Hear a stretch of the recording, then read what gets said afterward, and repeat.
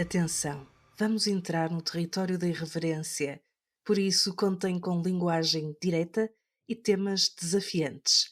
Este podcast tem um caráter meramente informativo e não deve ser considerado como aconselhamento profissional qualificado de qualquer tipo. As opiniões expressas neste podcast podem não ser as da anfitriã ou as da Associação Ateísta Portuguesa. Saudações, caros primatas pensantes, o meu nome é Eva Monteiro e com a Associação Ateísta Portuguesa trago-vos o podcast quinzenal Homo Sem Deus. Aqui desmontamos crenças com humor, exploramos as histórias pessoais de ateus e desafiamos tabus numa sociedade cada vez mais dividida pelas crenças religiosas.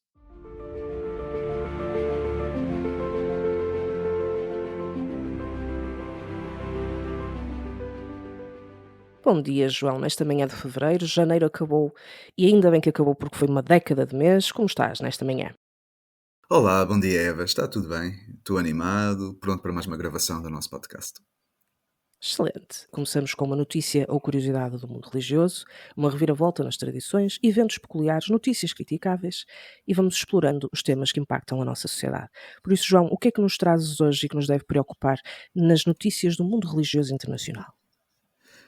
São algumas notícias que trago e muito variadas, mas vamos começar pelo contexto internacional, em que numa seita australiana foram considerados culpados de homicídio voluntário de uma menina de 8 anos, as pessoas, os pais, os familiares também, dessa criança, a quem retiraram a insulina, porque a criança era diabética, para tratá-la através de orações e cânticos, porque acreditavam, estavam convencidos disso, porque era uma seita religiosa, de que Deus a curaria. Então bastava rezar, bastava cantar, fazer os cânticos religiosos e a menina ficaria curada da diabetes. Obviamente que a situação só piorou, porque ela precisava era de insulina, precisava de acompanhamento médico e infelizmente acabou por falecer. E a reflexão que eu trago aqui é que rezar não resolve nada e não resolve nada em particular quando se trata de lidar com a saúde. Portanto, o conselho que eu deixo a toda a gente é que quando estão doentes vão a um médico e não fiquem, não dediquem a cura a superstições, à religião, ou quer que seja, porque o papel da religião não é curar. E por muita crença que a pessoa tenha nessas curas milagrosas, não existem curas milagrosas, nem por Deus, nem por tratamentos apresentados por terapeutas alternativos, nada disso. Vão ao médico, os médicos é que curam. E isto é um daqueles casos ilustrativos que deixar os tratamentos ou as curas para orações dá mau resultado e infelizmente aqui deu o pior resultado possível, porque resultou na morte e ainda por cima, que é mais agravante, ser uma criança, que nos deve chocar a todos. Portanto, uma coisa é termos as nossas crenças, mas temos que pensar muito nestes casos e privilegiar sempre as crianças. Aqui em Portugal isto já aconteceu? Uhum. Este tipo de negligência, aliás, já referimos aqui o caso da seita do Pineal, Uhum. que aliás depois deixou de se ouvir falar, é como tudo, as notícias passam e perdem essa relevância. Esta criança morreu às mãos de 14 membros de uma igreja. Estamos a falar de uma igreja muito pequena e quanto Uhum. mais pequena o grupo religioso, mais esse grupo religioso tem tendência a controlar os seus membros. E temos que nos lembrar também que esta criança morreu porque os pais a amavam profundamente. E os membros da igreja Uhum. não tinham intenção de a matar. E temos que também Exato. ter alguma atenção ao pensarmos nestas pessoas, porque temos tendência a achar isto é malucos, pá, isto é gente doente da cabeça. Não, isto é gente que está numa seita. Isto é gente que é manipulada. Isto é gente que acha que está a fazer o melhor pela criança em questão e que acha que ela vai ficar curada. Nenhum deles, se acreditasse que a criança ia morrer ou que podia acontecer alguma coisa grave à criança, teria feito isto. Portanto, temos que também ter humanidade para com estas pessoas, porque só tendo esta noção de que elas são vítimas de endoutrinação é que nós podemos tentar prevenir este tipo de casos. Condená-los depois da morte ocorrer, isso já fazemos, é a justiça que o faz. Temos também que ter estas percepções de que estas pessoas não estão bem, de que estas pessoas não estão a pensar racionalmente para as podermos ajudar, porque certamente que havia vizinhos e toda uma comunidade à volta destas pessoas que podia ter feito alguma coisa e se calhar não teve esta percepção. Cabe-nos a nós também falar sobre isso.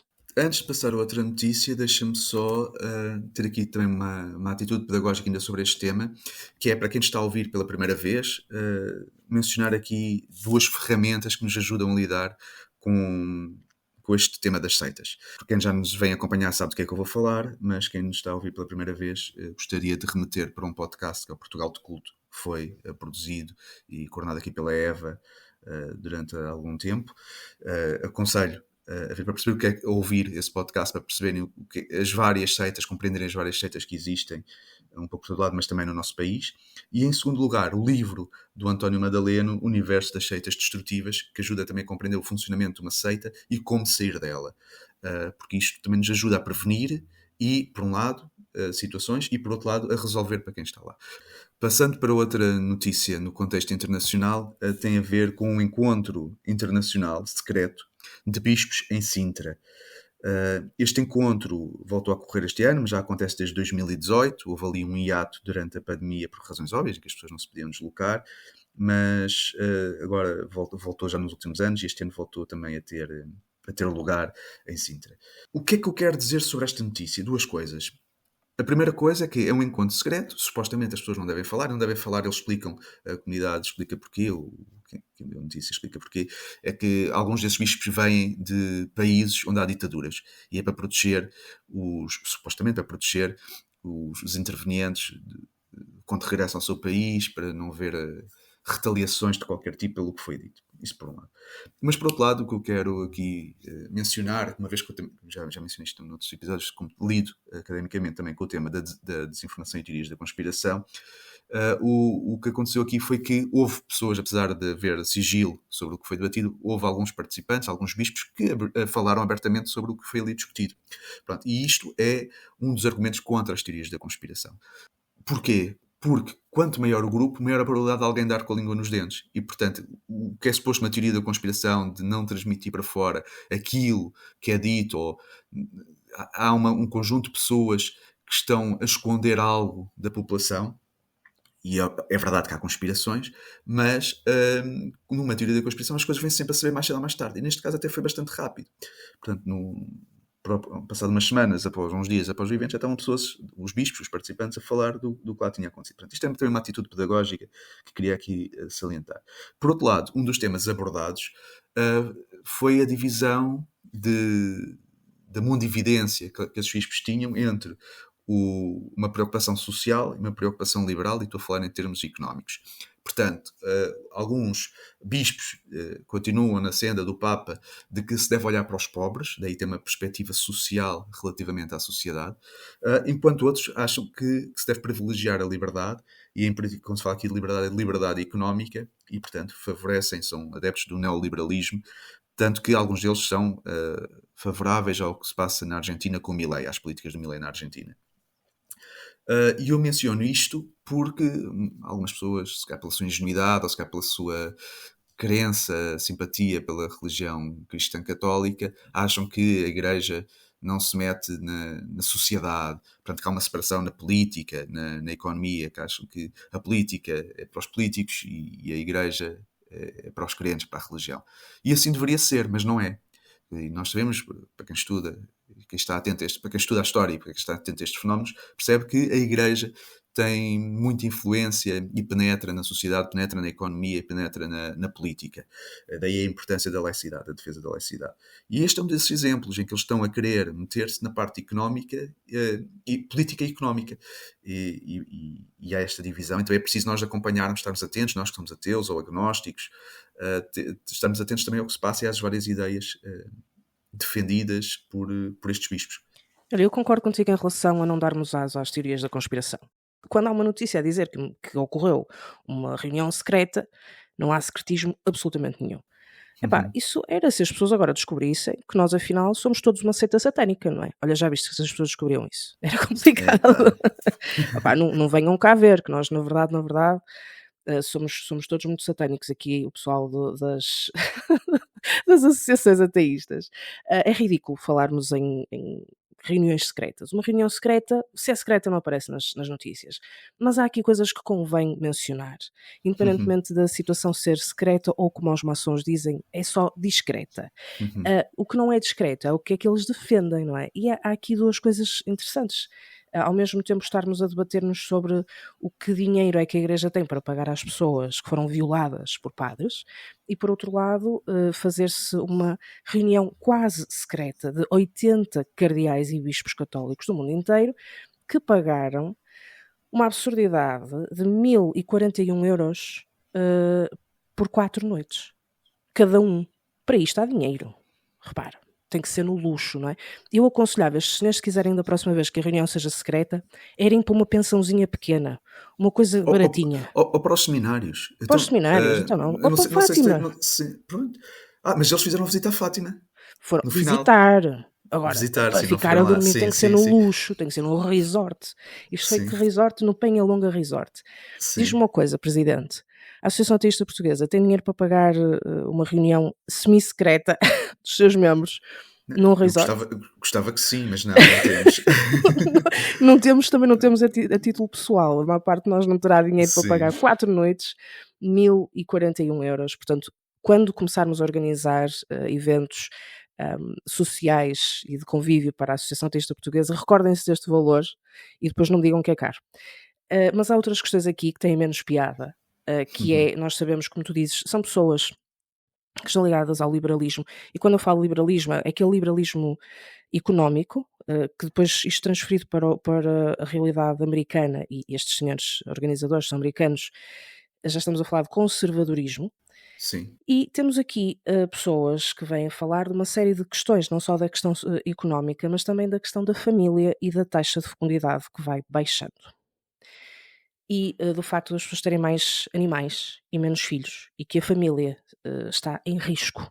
É este desenvolvimento nos Estados Unidos e noutros países, e especificamente nos países africanos, em que a Igreja começa a ganhar maior relevância, a Igreja Católica, e não só. Nós não queremos cair numa Gilead da Margaret Atwood. Atenção à forma como estas pessoas estão a indoutrinar em relação à família, àquilo que a família tem que ser, porque se forem 2 homens e 2 mulheres já não é uma família, e à forma como eles procuram reprimir a sexualidade humana e direcioná-la para os seus interesses. Nunca a Igreja vai lutar pela erradicação dos pobres, porque é dos pobres que vive. Posto isto, passo-te a palavra. Sim, concordo contigo. Acrescentar que essa preocupação, uma preocupação política, é uma tentativa de conduzir a situação política internacional num determinado rumo. Portanto, isto não é inocente, como tu disseste, é uma organização internacional que está a organizar isto, o Instituto Acton, que é conservador, é deliberadamente conservador, e está a tentar passar esta via conservadora, esta política, esta visão política conservadora dentro da Igreja. Vá lá que, lá dentro, eles têm, cada um tem a sua opinião, e os que têm a sua opinião forte, e foram críticos desta visão também, alguns, outros não, outros defenderam. E há aqui uma divisão clara entre o continente americano e o continente europeu. E quando digo continente americano, não estou só a pensar na visão dos Estados Unidos da América, estou a pensar em todo o continente, nomeadamente o argentino, do país da Argentina, que defendeu as políticas de Milei e outros que estavam lá também. Portanto, é a mesma visão. E isto deve-nos preocupar, ou deve-nos pelo menos fazer pensar como se estão a formar aqui polos político-económico-sociais a nível de continentes. Portanto, estamos aqui a formar 2 posições, isto dá-nos a fazer pensar, não vou alongar muito mais, mas fica para reflexão futura. Passando então, continuando aqui nas notícias, ainda a nível internacional, é a dissolução pelo Papa de um grupo também conservador religioso, neste caso, que era o grupo Sodalicium Christiane Vitae, um grupo formado no Peru, religioso, e foi dissolvido porquê? Por casos de corrupção e de abusos sexuais de menores. Portanto, já estamos vindo aqui a falar muito neste tema, que é um dos grandes problemas sistémicos das religiões no geral e da Igreja Católica em particular, ao qual seguiu também outra notícia, também a nível internacional, no Peru, também no Peru, foi afastado um cardeal da Opus Dei, também por abusos sexuais de menores. O que acontece neste caso é que já havia denúncias há 35 anos, nunca tinha sido feito nada, até 2018, em que o Papa decidiu atuar. E porquê 2018? porque foi por volta dessa altura em que os escândalos de abusos sexuais menores ganharam maior mediatismo, e a Igreja Católica, o Vaticano, sentiu-se forçado então a tomar ações concretas e que não passavam apenas pela substituição de pessoas ou pela reforma de alguns destes grupos.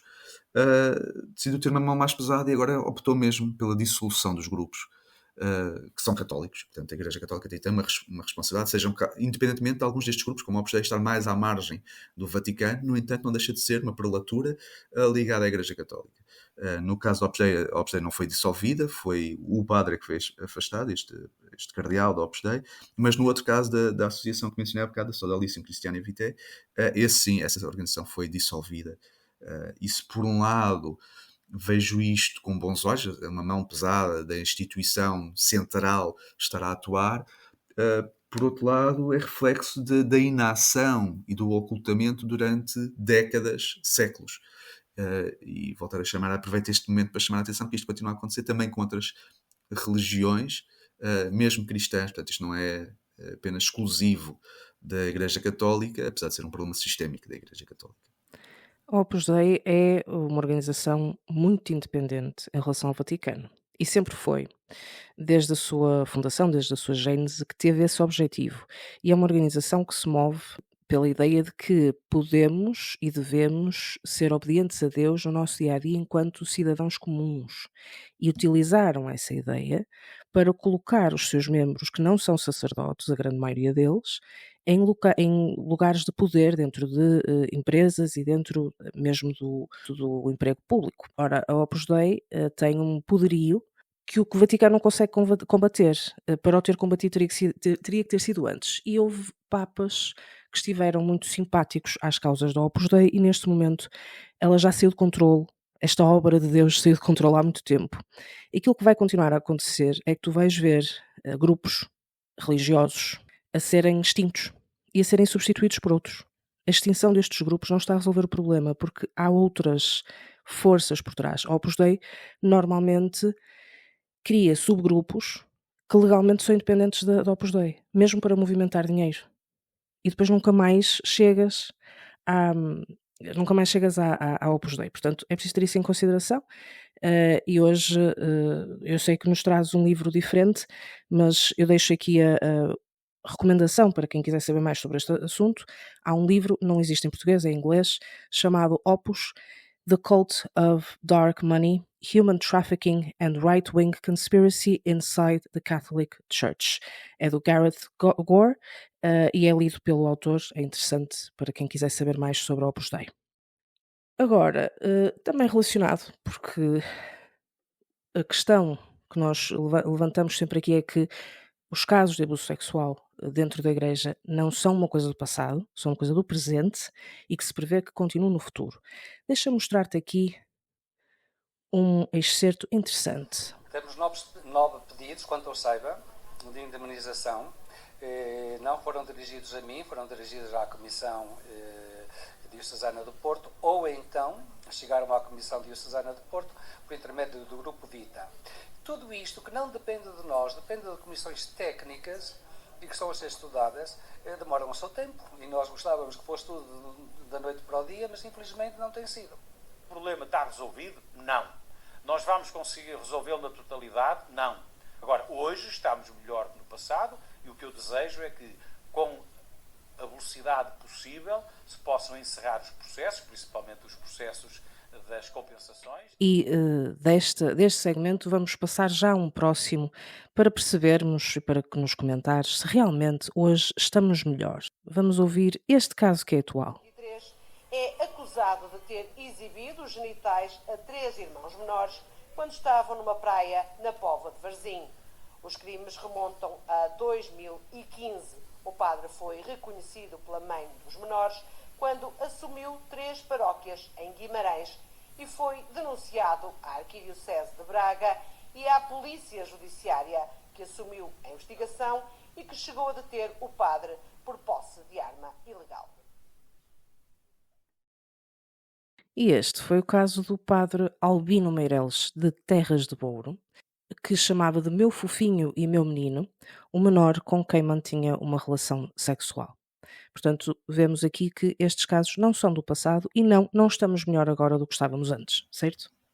Sim, certo. Acho que não temos dúvidas nenhumas disso. O que é que eu vou mencionar aqui? Há tanta coisa para comentar. Bem, para começar, que já tinha dito num outro episódio anterior que, quer dizer, dos 5.800 casos que havia de abuso sexual em Portugal, foram recolhidos muito menos, estamos a falar na ordem das centenas. Depois, na questão dos validados, depois já se fala em 60, agora só 9 no Porto. Bem, eu estou preocupado porque isto não dá em nada. E pagam meia dúzia de pessoas e dizem que está a situação resolvida. E depois dizer que isto não se resolve do dia para a noite. Pois claro que não se resolve do dia para a noite, mas tem-se de resolver com alguma celeridade e dar a importância que isto tem às pessoas, porque isto mexe com a vida das pessoas, mexeu com a vida das pessoas durante décadas, que as pessoas viveram com a memória e com a consciência do que tinham passado, dos diretamente envolvidos, que viveram com a consciência que tinham feito as denúncias, que tinham às entidades eclesiásticas, que nada foi feito, que ainda por cima viam a situação ser abafada, que perderam a confiança nas instituições, tanto nas instituições religiosas como nas instituições civis, porque também nada era feito. E, em alguns casos, até alegavam falta de provas. Mas os casos foram tantos que até que foi impossível continuar a abafar estes casos de abusos sexuais menores. E eu volto a dizer, isto é uma questão sistémica, apesar de acontecer em várias religiões, é uma questão sistémica da Igreja Católica, que tem de ser resolvida o quanto antes. Os casos continuam a ocorrer, tal como neste último exemplo que deste, e não, as coisas não estão no melhor no passado porque continuam a existir. E enquanto continuam a existir, não há melhorias, porque não basta. Isto não se resolve pagando as indemnizações às vítimas. Isso é parte do processo. Isto resolve-se acabando com este tipo de comportamentos que são abusos físicos, em primeiro lugar, e abusos sexuais que decorrem, e são abusos de poder também. Portanto, há aqui todo um conjunto de situações que a entidade religiosa, ou o Vaticano a nível internacional, ou a Igreja Católica em Portugal, tem de controlar o que os seus membros, os padres, os bispos, que aliás fazem. E obviamente não são todos, mas os que existem são muitos, e não fazem uma vez. Nós temos vários relatos nesse sentido, e que um padre pratica abusos sexuais com mais do que uma criança. Portanto, não é um caso isolado, não é uma situação pontual, é continuado ao longo do tempo. Quando se diz estas coisas não se resolvem do dia para a noite, como assim essas coisas não se resolvem do dia para a Já noite? se devia ter resolvido. Isto já está mais do que feito. O que é que falta fazer? E independentemente do que é que falta fazer, houve alguma falta de celeridade por parte destas autoridades eclesiásticas quando se viram na necessidade de abafar casos? Houve falta de celeridade por parte destes senhores quando foi para mudar padres de paróquia para eles não serem descobertos, para eles não serem atacados, para os proteger e para os encobrir? Houve falta de celeridade em relação a isso? Porque eu não vi falta de celeridade. É tudo imediato. Se eles conseguem mandar padres para retiros espirituais, para eles repensarem as decisões da vida deles, que é apenas para os afastar do olho do público e para que eles não possam ser, eu ia dizer perseguidos, mas no sentido de punidos pelas autoridades competentes, nisso nunca houve falta de celeridade. Portanto, não há falta de capacidade dentro da igreja, há falta de vontade dentro da igreja. E quando tu pegas numa vítima que andou anos, décadas por vezes, a esconder um segredo do qual teve vergonha, porque a própria igreja lhe disse que é vergonhoso ser a vítima, essa pessoa tem a coragem de vir relatar o que lhe aconteceu, a igreja tem internamente as provas do que aconteceu, porque foi a própria igreja que andou a mexer cordelinhos para estas coisas não se saberem, portanto eles provas têm do lado deles, nem deviam precisar sequer que as vítimas apresentassem provas, porque essas provas existem do lado da igreja.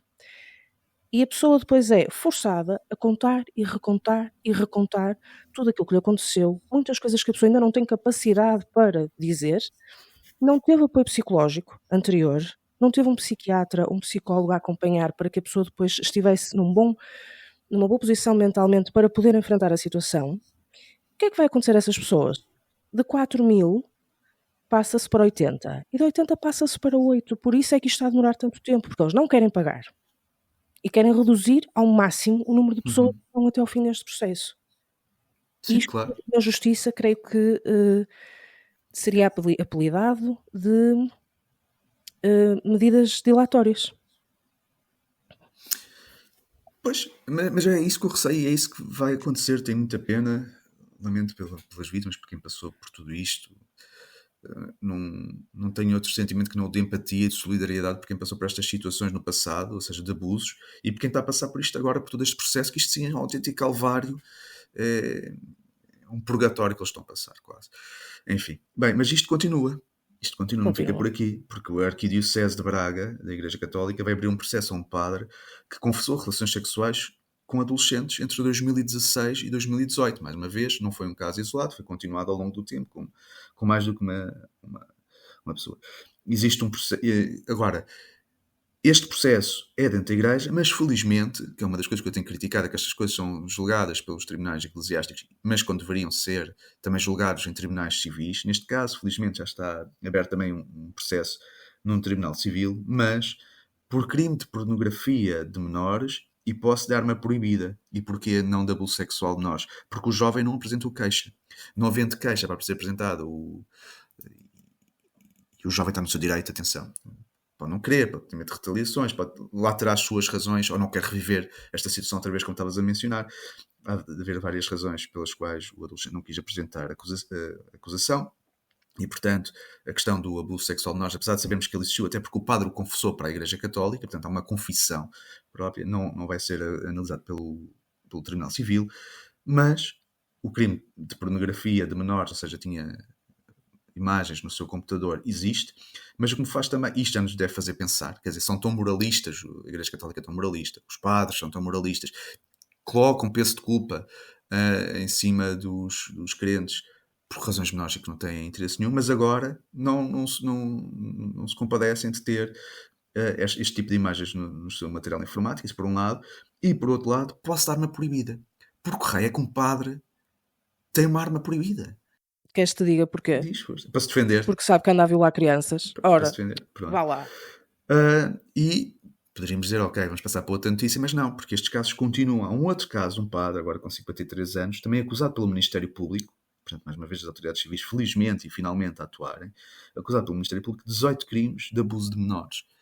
Pronto, mais uma vez, uma situação reiterada, continuada, com várias crianças. Pronto, é isto, por isso é que eu digo que é um problema sistémico da Igreja Católica, e por isso é que se tem de atuar, e por isso é que o Papa está a atuar, como já vimos nas notícias internacionais, em dissolver alguns grupos, mas se calhar deveria dissolver toda a Igreja Católica, porque isto acontece, não é só em Portugal, temos os casos famosos na Irlanda, nos Estados Unidos da América, na Alemanha, são os que têm mais vindo aos organismos de comunicação social, que são os casos mais mediáticos, mas existe um pouco em Espanha também, onde a Igreja Católica é prevalente, estão estes casos, e casos não só dos abusos, mas também da ocultação, de tentar abafar estas situações.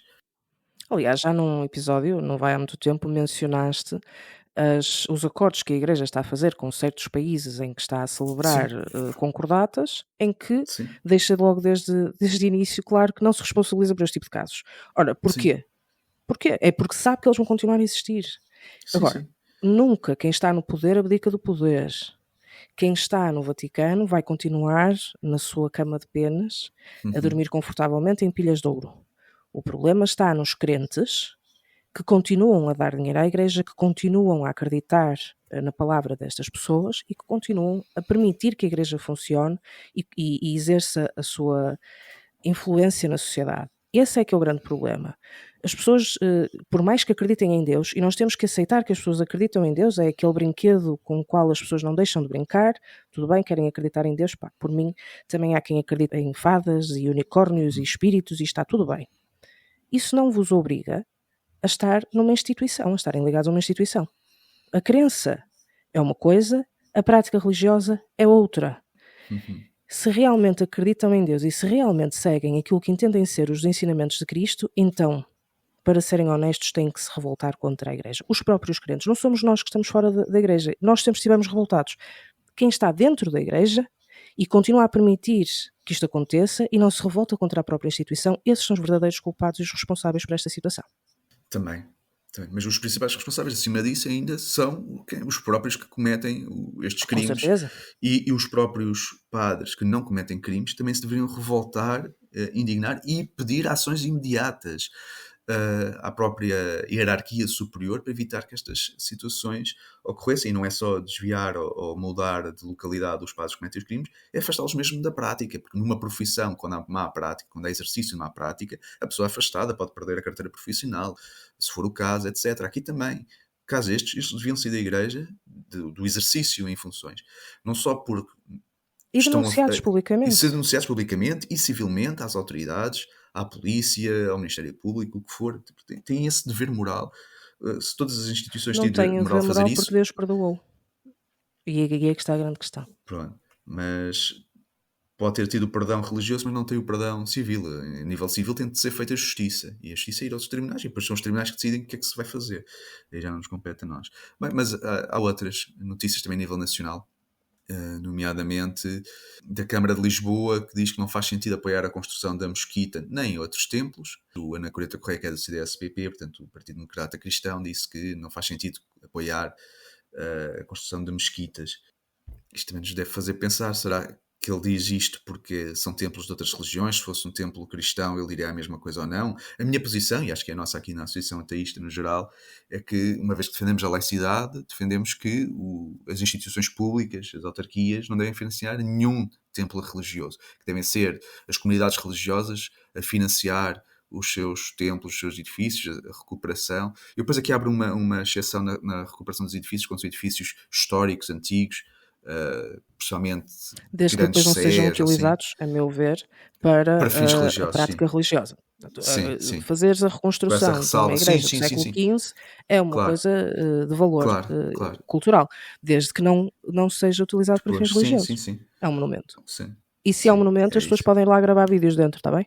Exatamente. E não haver chatices como houve no passado, há não há Exatamente. tanto tempo assim. Pronto. A outra, não sei se queres comentar também mais isto. Ou... Eu, em relação a isto, eu acho engraçado porque eu ponho a mão no fogo. E até ponho a esquerda, que eu sou esquerdina, como convém, não é? Nesta seita satânica, que na verdade é segredo, nós somos todos.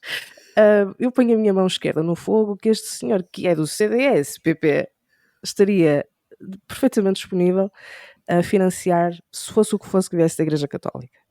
E também compreendo que as pessoas que vêm de fora, porque aqui a notícia também menciona a relação, aqui, portanto, este pedido veio por parte de um grupo islâmico do Bangladesh, da mesquita Baitul Mukarram, não sei se disse isto bem, alguém que me corrija, portanto é um centro islâmico do Bangladesh. Estas pessoas vêm do Bangladesh, chegam cá, e o que é que eles veem? Milhares e milhares e mais milhares de igrejas. Tudo a ser financiado, tudo com altos taxos, tudo com todo o tipo de privilégio. E o que é que estas pessoas dizem para si próprias? Julgo eu, imagino eu. Se eles têm, não havemos ter também? Quer dizer, onde está agora o Bacelar Gouveia a falar da proporcionalidade? Há montes de muçulmanos em Lisboa. Eu não concordo com a construção de templos, seja de que religião for, mas também não acredito que quando este senhor diz que, como é que ele diz, não faz sentido apoiar a construção de mesquitas nem outros templos, na mente dele está excluída a Igreja Católica. Porque se fosse a Igreja Católica ele construía, e aqui nós temos é que ter a percepção de que é uma boa notícia, mas por outro lado não deixamos de ter no poder um vice-presidente da Câmara de Lisboa que é do CDS-PP. Deixo essa reflexão.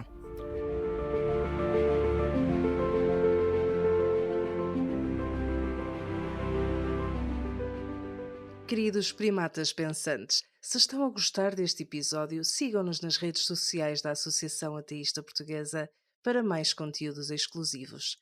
E para se manterem atualizados, visitem aateistaportuguesa.org e não se esqueçam de deixar uma avaliação de 5 estrelas na vossa plataforma de podcasts preferida.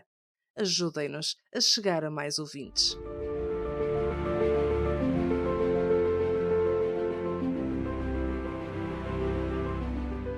Para terminar, aqui na secção das notícias, e uma vez que temos abordado hoje temas muito pesados, vou trazer assim um tema mais leve, mas também da atualidade, que foi uma reunião do Vaticano relacionado com os desenvolvimentos recentes da inteligência artificial, quando digo recentes dos últimos anos.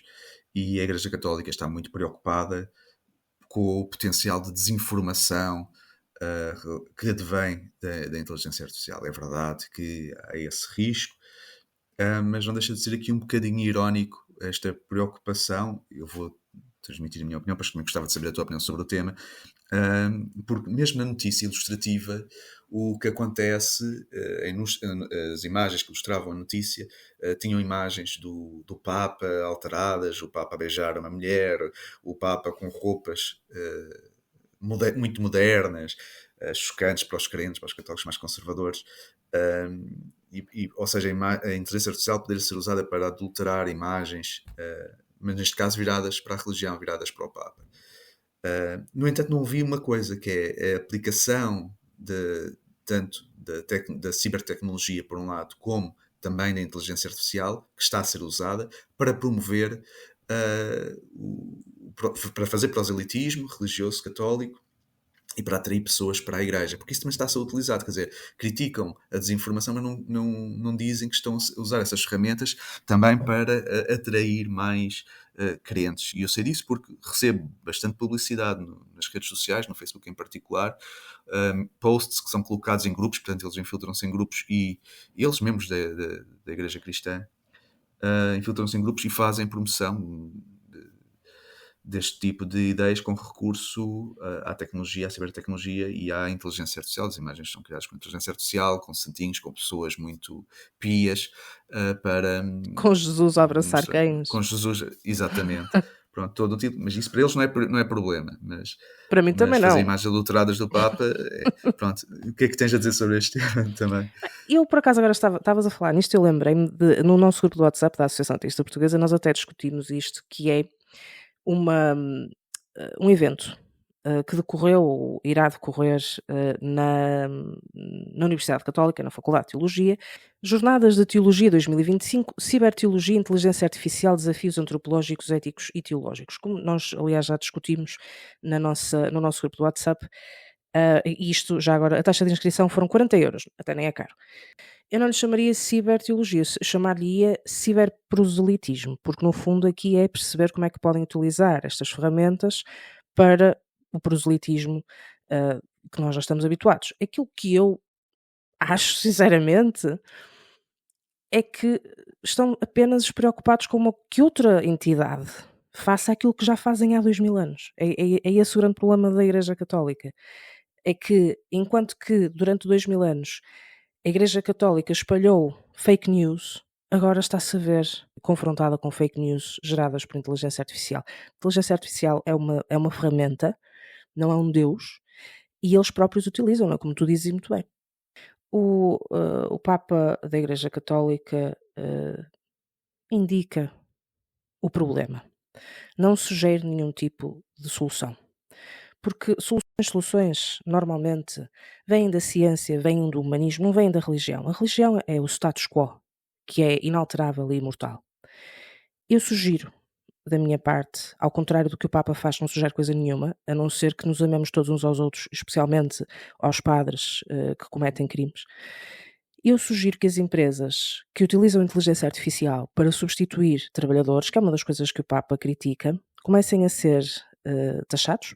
Portanto, comecem a pagar pesados impostos em relação a essa utilização da inteligência artificial. Esses impostos devem ser utilizados para um rendimento básico universal. Já que as empresas utilizam a inteligência artificial para substituir humanos, então vamos-lhes cobrar impostos, tal como cobramos impostos sobre o trabalho humano. Cobrem-se impostos sobre o trabalho gerado pela inteligência artificial e redirecionem-se esses fundos para os trabalhadores, para que eles possam trabalhar menos e gozar desse dinheiro, gozar desses lucros que neste momento só estão a ser gozados pelas empresas. Isso o Papa não diz. E não diz porque a Igreja Católica sempre viveu e viverá sempre, como todas as outras entidades religiosas, da pobreza do homem. E da mulher já agora. E dos outros todos. Sim, porque depende dessa fraqueza, dessas fragilidades.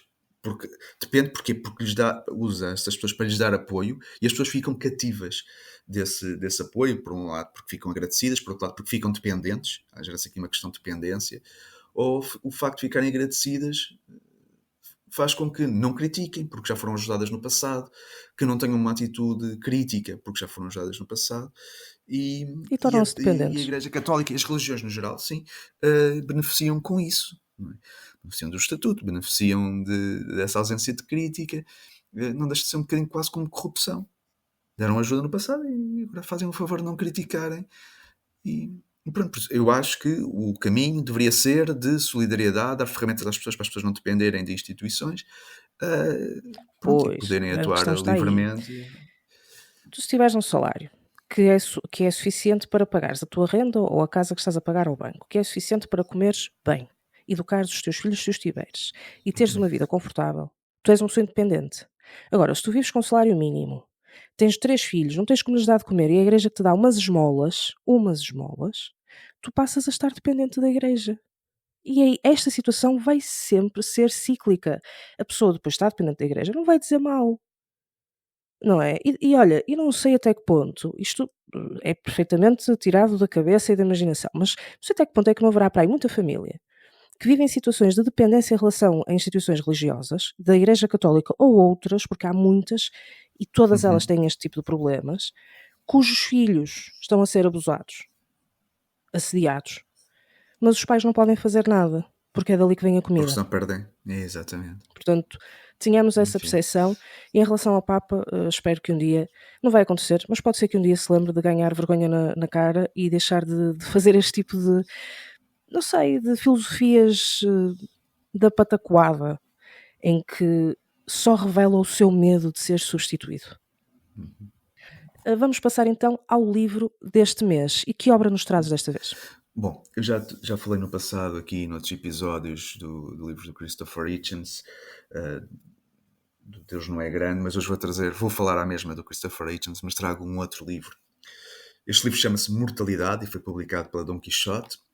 Foi-nos oferecido, faz parte já, é parte integrante da Biblioteca Ateísta que estamos a formar, foi-nos oferecido pelo Raul, também um dos secretários da Associação Ateísta, e este livro foi escrito, como a maior parte das pessoas devem saber, os que acompanham o meio ateísta, que o Christopher Hitchens já faleceu, morreu porque tinha cancro, foi diagnosticado com cancro no esófago, e ele escreveu este livro Mortalidade precisamente na altura em que estava a refletir sobre a sua condição de saúde e de que modo é que isso estava a afetar, e ao estilo dele, que é um estilo muito de partilha de opiniões, de pensamentos, foi algo que eu já frisei sobre livros anteriores. Ele volta a fazer isto neste livro e fala nisso precisamente ao refletir sobre a sua condição de saúde. E ele analisa, é um livro que ele vai escrevendo ao longo que a doença, primeiro que é diagnosticada, depois que a doença progride e se agrava, infelizmente, e cruza isto com a religião e diz que escreve isto também para se proteger do que alguns crentes mais fanáticos dizem, que ele no final da vida se vai arrepender e vai converter-se ao cristianismo. Ele diz que não, que apesar do diagnóstico ser muito grave, que se mantém ateu. E diz que tem jeito de brincadeira, o seu bom humor, que diz, eu até era capaz de me converter ao cristianismo só para as pessoas poderem dizer que morreu mais um crente. mas que a nível pessoal que se mantém ateu, é que o facto de se ver perante a morte não muda, nem mudou a sua percepção da sua religiosidade, porque a sua religiosidade baseava-se em reflexões, portanto, resultava de um processo racional e crítico e que ele tinha e que mantinha, e que mesmo estando doente manteve até praticamente ao final da sua vida uma noção bastante clara da realidade, uma clareza, uma clarividência, e o seu espírito crítico também até ao final. Isto é acompanhando, portanto, como eu digo, é o inicial como ele recebeu a notícia, como foi acompanhado por amigos, alguns também religiosos que o acompanharam, porque isto também é bom ver que entre ateus muito convictos, como era o caso do Christopher Hitchens, que os ateus não são sectários, os ateus dão-se com pessoas religiosas também, têm essa abertura para o diálogo ou até para amizades, e às vezes nessas conversas não se fala de religião porque já sabemos que há pontos discordantes, e aqui o importante é não sermos sectários, porque todos nós somos seres humanos, vivemos em sociedade e temos de dar-nos todos uns com os outros. E depois, à medida que o livro progride, também acompanha, como estava a dizer, a doença dele, e tanto que no último capítulo, já não é um capítulo completo escrito por ele, são apontamentos, foi uma compilação de frases que ele estava a usar para escrever o último capítulo e que não chegou a acabar. Portanto, quem fez esta última recolha colocou as frases tal como estavam. Podia ter omitido, mas achou por bem ter posto aquelas frases soltas ou reflexões, porque eram parte também integrante da reflexão que o Christopher Hitchens, que o autor, estava a fazer naquela fase, mas que também recupera essas frases, mas não é honesto ao ponto de não querer a pessoa que fez a recolha, que acho que foi a mulher, de completar o texto e deixou-os tal como estavam, deixando assim a vontade do autor. E pronto, é este o livro que eu trago. A mortalidade é algo com o qual nós temos de refletir, porque faz parte da vida também. É como a vida termina. E como nós lidamos com ela, com essa mortalidade. E cada um de nós liga da sua maneira. A religião foi uma das razões também da sua criação, de face à mortalidade, como é que lidamos com essa mortalidade. A religião é uma das soluções, uma aparente solução, para mim não é, mas é uma solução pelas quais as pessoas arranjaram para lidar com o fim da vida. Há outras maneiras de lidar, como Christopher Hitchens aqui refere, e para mim também não precisa de religião para lidar com a morte, é algo que já sei que vai acontecer. Como se costuma dizer, há duas coisas que são certas: é pagar impostos e morrer. Portanto, já sabemos que isso vai acontecer e não fico assustado perante isso, faz parte da Eu vida. fico terrivelmente assustada com a morte. É uma noção que não deixa de me acompanhar, que um dia vou morrer e de que devo fazer tudo aquilo que posso para ser feliz, mas também para ser uma pessoa boa e uma pessoa caridosa e uma pessoa que se preocupa com os outros enquanto cá estou. Portanto, posso durar mais um dia, como mais uma década, como mais 4 ou 5. E esse medo de não deixar nada para trás assola-me imensamente. Deixar alguma coisa de útil, não tem que ser alguma coisa de famoso, tem que ser alguma coisa de útil. E eu devo relembrar que há milhões e milhões de pessoas religiosas que morrem anonimamente, sem nunca terem feito nada de útil pela sociedade e que não vão ter uma vida eterna, porque não há vida nenhuma depois da morte. Christopher Hitchens é imortal. Ele atingiu essa imortalidade, porque ele vai sempre ser um autor reconhecido. Depois da morte ele continua a influenciar as pessoas, a sua obra ficou. Claro que esta imortalidade também é muito, enfim, é muito temporária, não é? Porque ele ainda cá está nas suas ideias, mas a verdade é que um dia até o nome de Christopher Hitchens se vai esquecer, é uma questão de passar em gerações suficientes. Mas é uma pessoa que conseguiu permanecer no tempo muito mais do que qualquer católico, cristão, muçulmano, judeu, que passou uma vida inteira de joelhos perante uma mentalidade de escravidão religiosa para depois morrer e nada acontecer e não ter sido feliz sequer durante a sua vida.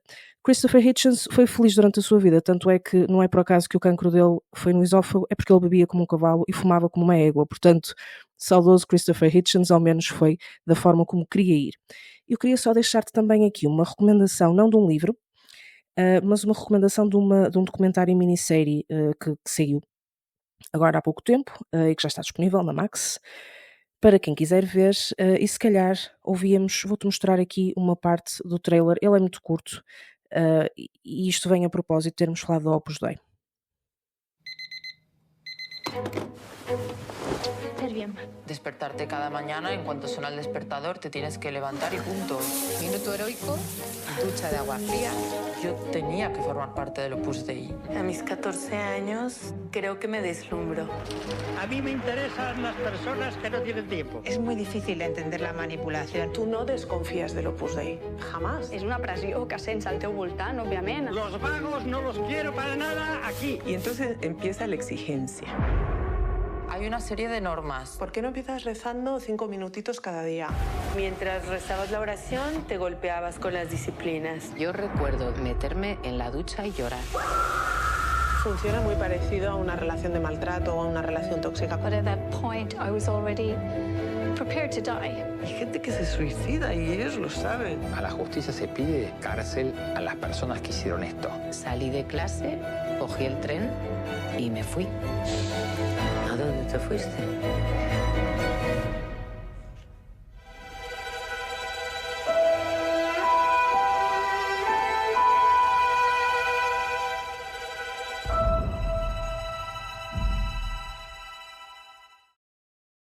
assistimos a este trailer do episódio, de um documentário chamado El Minuto Heroico, em que é um relato de mulheres que deixaram o Opus Dei, uma prelatura da Igreja Católica, dentro da Igreja Católica. Podemos dizer que é uma seita, porque tem contornos disso.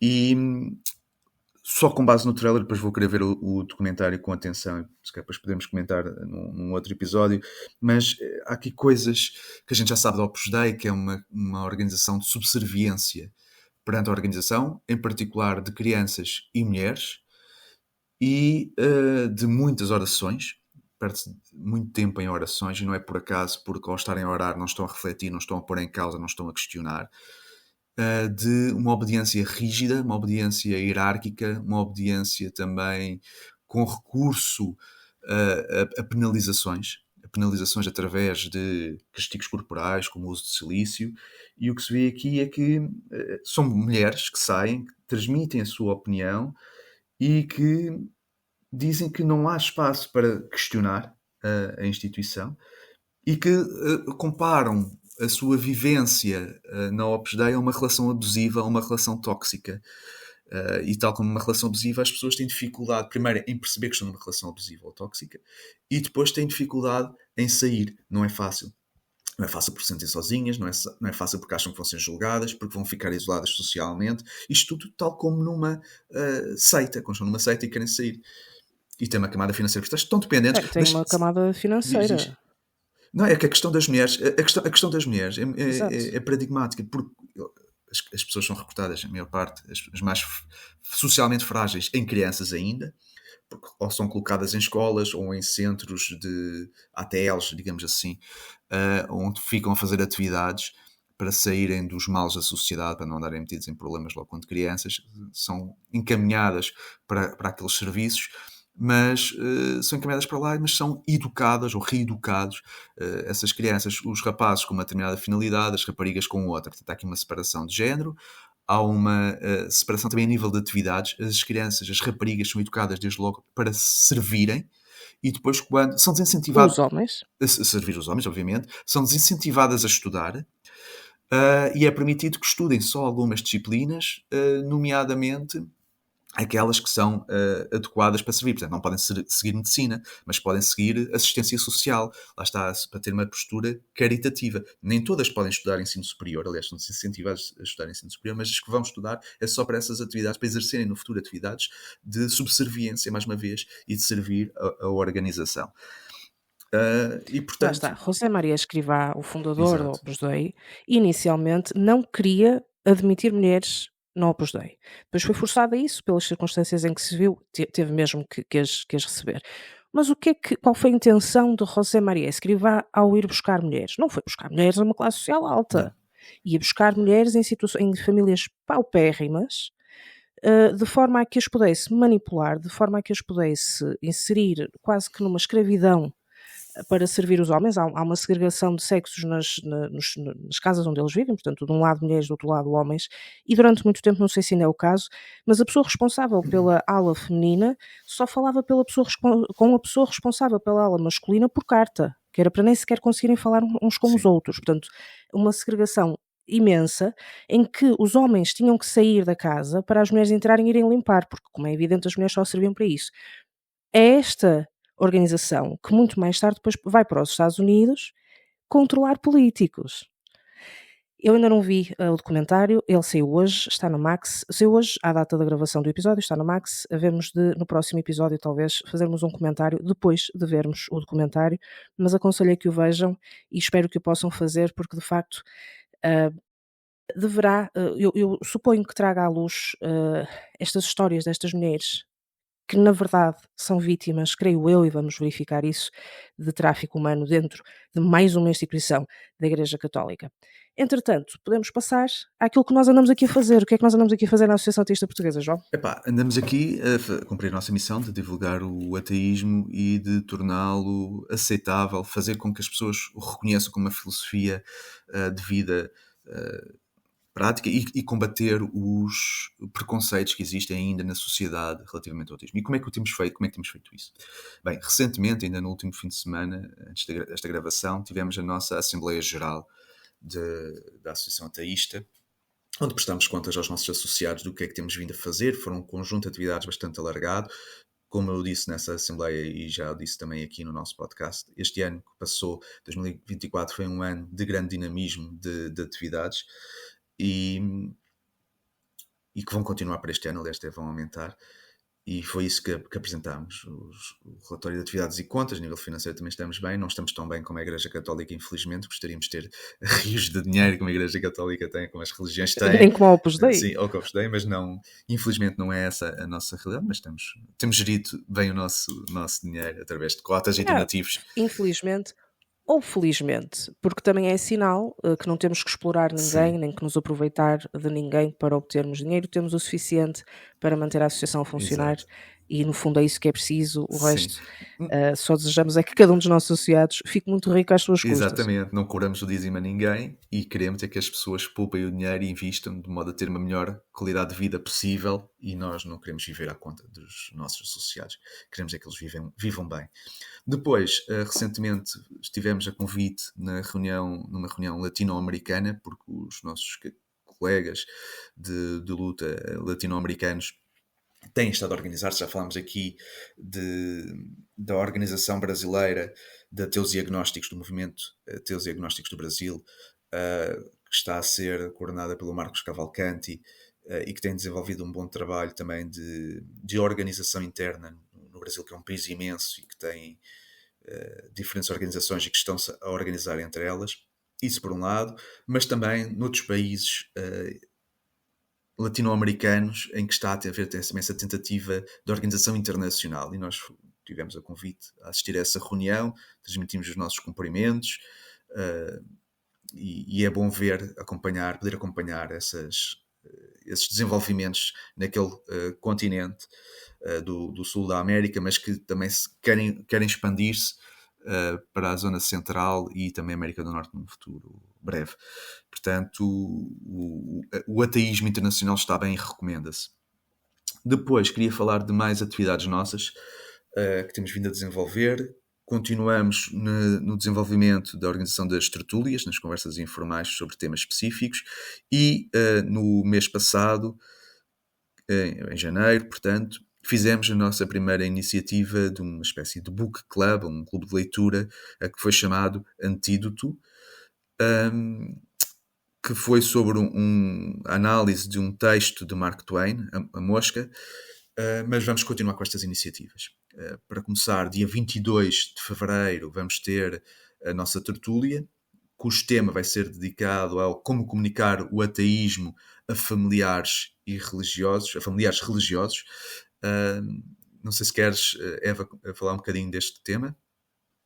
Isto foi um tema sugerido por um dos nossos associados, porque de facto quem chega à conclusão de que já não faz sentido permanecer numa entidade religiosa, isto para os ateus que vivem junto de religiosos, porque há aqueles ateus que já nasceram numa família de ateus e que não têm nenhuma necessidade de fazer isto, mas que pessoas que, como eu, por exemplo, se viram sempre envolvidas numa família religiosa, muitas vezes praticante, em que há uma tendência a não aceitar o ateísmo, como lidar com isso e como revelar o seu ateísmo aos membros da família de uma forma que não cause tanto conflito, mas que obrigue a que se respeite a falta ou a ausência de crença naquela pessoa. Portanto, esse foi um tema que nos foi solicitado e como tal vamos debatê-lo na tertúlia Livre Pensar deste mês, no dia 22, como referiste, e na semana a seguir, na sexta-feira, dia 28, temos mais um encontro então do Clube de Leitura Antídoto, desta vez com uma obra diferente. Da última vez, como referiste, foi A Mosca,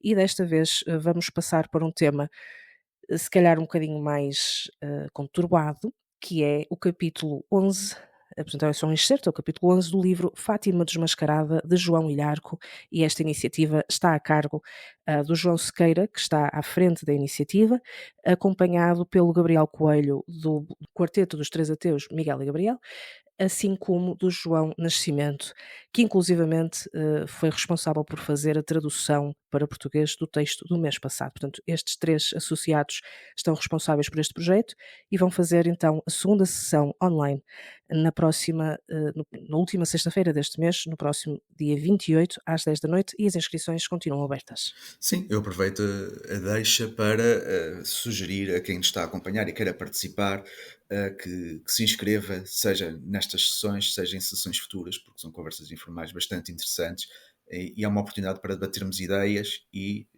para quem surgir de novo, para conhecer novos ateus e perceber que não está sozinho, que somos muitos diversos, espalhados pelo país, e é sempre bom conhecermos e trocarmos ideias entre nós sobre temas de interesse comum.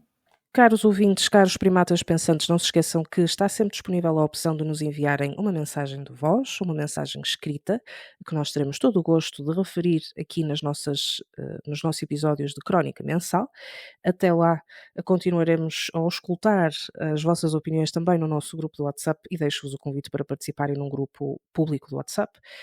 Também temos que referir que, além da Associação Ateísta Portuguesa ter abandonado o Twitter recentemente, por motivos que te deixarei então explicar, também abrimos recentemente a nossa conta no Blue Sky. Portanto, quem nos estiver a ouvir pode já seguir-nos no Blue Sky.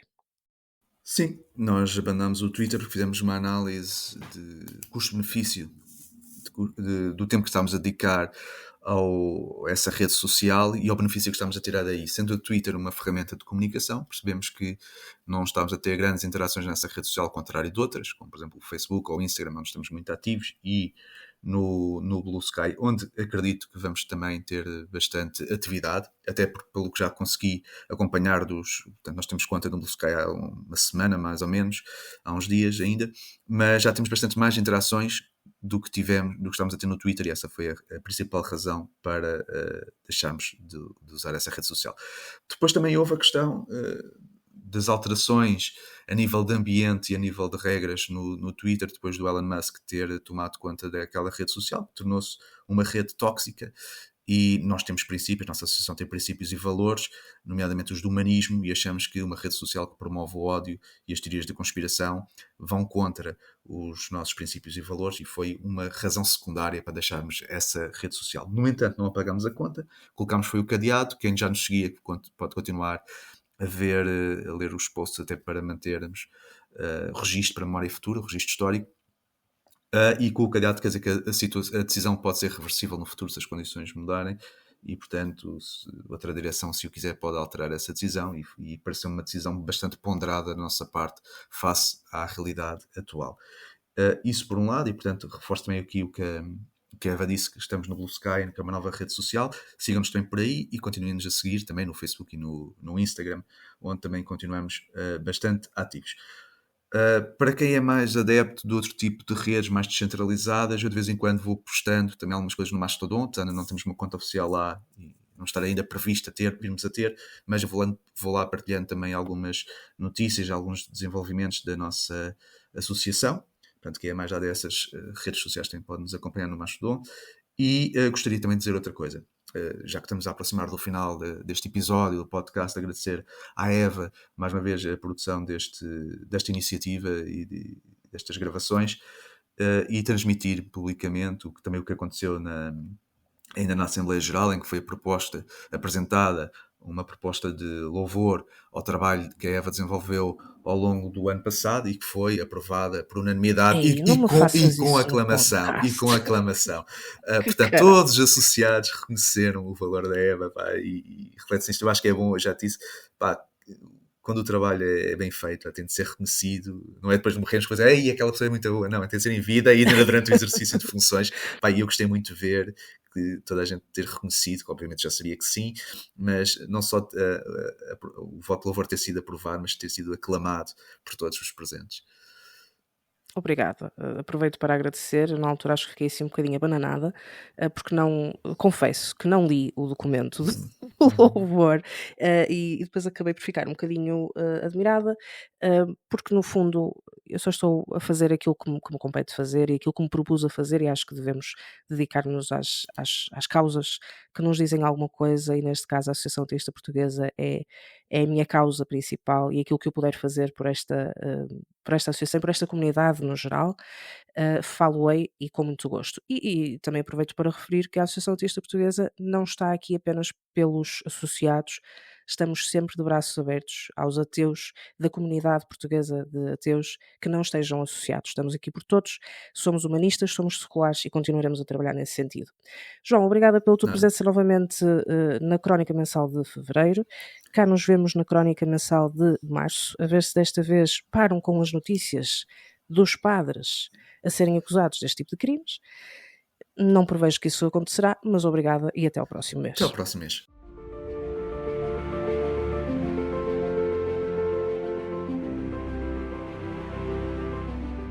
Caros primatas pensantes, obrigada por nos terem acompanhado neste episódio do Homo Sem Deus. Sigam-nos nas redes sociais e, se tiverem perguntas ou histórias para partilhar, enviem-nos uma mensagem de voz ou texto. Queremos as vossas vozes no espaço do ouvinte. Juntos, vamos continuar a desafiar o pensamento mágico e a instigar o pensamento crítico. Estaremos de volta daqui a 2 semanas com mais entrevistas intrigantes, notícias do mundo religioso e muito mais para os nossos queridos primatas pensantes. Até lá, continuem a questionar, a duvidar e a explorar as vastas fronteiras do pensamento crítico. O meu nome é Eva Monteiro e eu escolho ser Homo sapiens sem Deus.